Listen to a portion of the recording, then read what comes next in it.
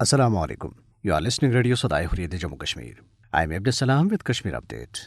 So-called Jammu Air Force Base attack is one among a series of false flag operations carried out by India to defame Pakistan and the ongoing Kashmiri freedom struggle.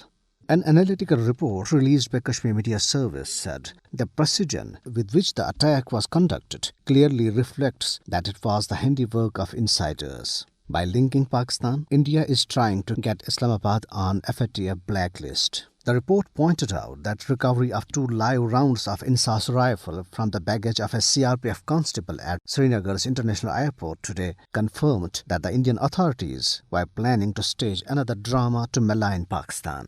Earlier, Hindu extremist groups backed by the government have carried out incidents like Mumbai attacks, Samjhota Express, Makkah Masjid and Malegaon blasts. In Indian illegally occupied Jammu and Kashmir, the All-Party's Hurriyat conference has warned that any further delay in settlement of Kashmir dispute could produce devastating consequences on a large scale.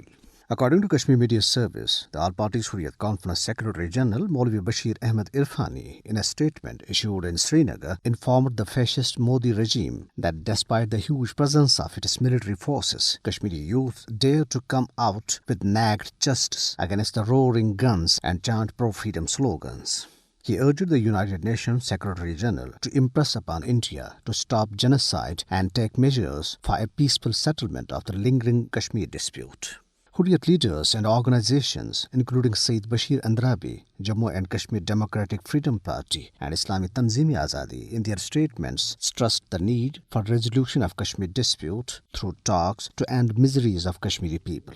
Abdul Ahad Para condemned the arrest of Hurriyat activist Javed Ahmed Najjar under Blake Law Public Safety Act. Meanwhile, Indian troops, in their fresh act of state terrorism, martyred one more Kashmiri youth in Srinagar today. The youth was killed by troops during a cordon and search operation in Parimpora of the city. The operation was going on till the last reports came in. Hundreds of women staged a forceful anti-India protest demonstration in Sopore town against the killing of Kashmiri student in Indian city of Chandigarh. The women gathered outside the residence of the student Amir Hussain at Bumai and chanted slogans like "We want freedom" and "Freedom is our right."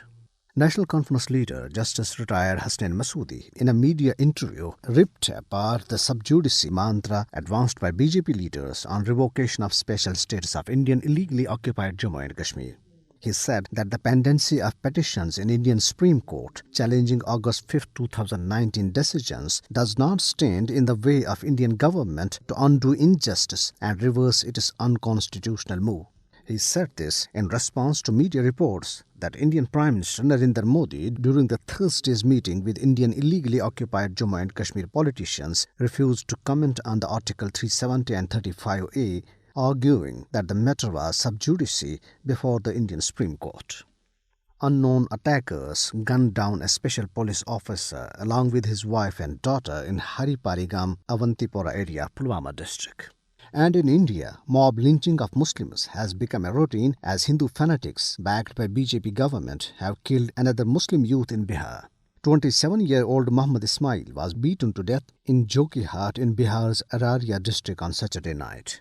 Pertinent to mention here that more than 10 cases of brutal lynching have been reported in 50 days during pandemic. And this is for now. Have a good night and keep listening Radio Sada, Hurriyat, Jammu Kashmir.